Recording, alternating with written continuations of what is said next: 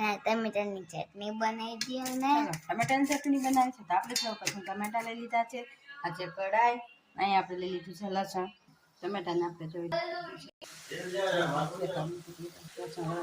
મૂકી દીધું છે લસણ અને ટમેટા નાખવાનું તેલ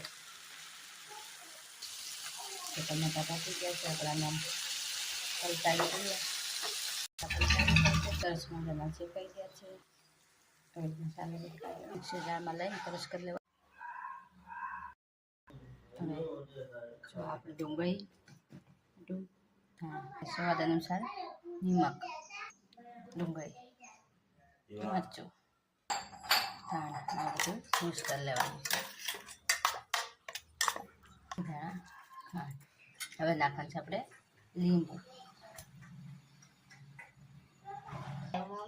ત્યાર છે આપણી સરસ મજાની ચટણી વિડીયો સારો લાગે લાઈક કરજો શેર કરજો અને આ ચટણી બનાવજો